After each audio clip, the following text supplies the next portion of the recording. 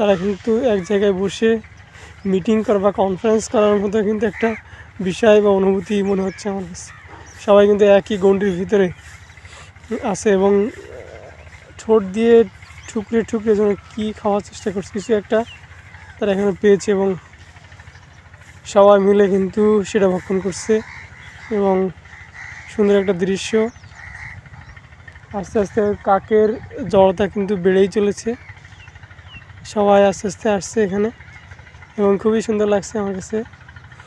এবং আসলে দৃশ্যটা খুবই সুন্দর এবং দেখতে দেখতে কিন্তু বেলা গড়িয়েই চলেছে। বেলা গড়ানোর যে একটা দৃশ্য সেটা কিন্তু আমরা এখানে দেখতে পাচ্ছি।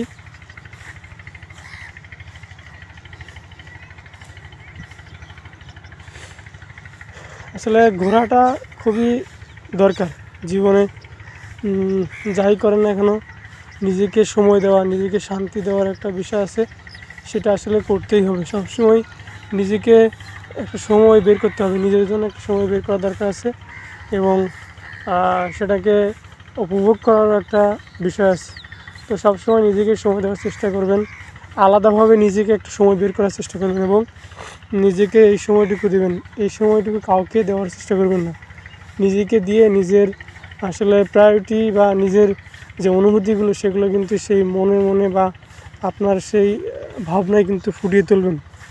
তো আজকে এখানে ঘুরতে আসলাম এবং খুবই সুন্দর একটা জায়গা ঘুরছি এবং সব কিছু দেখছি, মনের শান্তি নেওয়ার চেষ্টা করছি এবং বুঝতেছি আসলে জীবনে কী করা দরকার, কোন দিকে হাঁটা দরকার, সেগুলো চেষ্টা করছি। আসলে কতটুকু সম্ভব সবই মানুষ চাইলে আসলে সব কিছুই করতে পারে।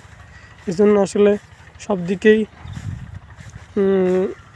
চেষ্টা করছি, যেদিকে আল্লাহ নিয়ে যায় সেদিকে কিন্তু যাওয়া লাগবে এবং চেষ্টার কোনো ত্রুটি রাখলে কিন্তু হবে না। আমরা যে যাই করি না কেন নিজের ভবিষ্যৎ চিন্তা করা খুবই প্রয়োজন। এবং দেখছি কাকের সংখ্যা কিন্তু এখানে দেখি কাকের সংখ্যা কিন্তু বেড়েই চলেছে।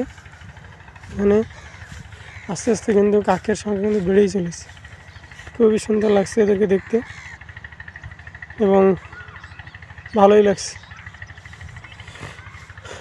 এদিকে ফাঁকা মাঠ এবং এই ফুটবল খেলার মাঠে কিন্তু বড় বড় খেলা কিন্তু অনুষ্ঠিত হয় এবং আমরা এটাকে এখানে দেখি এবং খুব সুন্দর একটা অনুভব ফিল করতে থাকি। আমি আজকে এখানে চলে আসলাম এবং আপনাদেরকেও দেখলাম।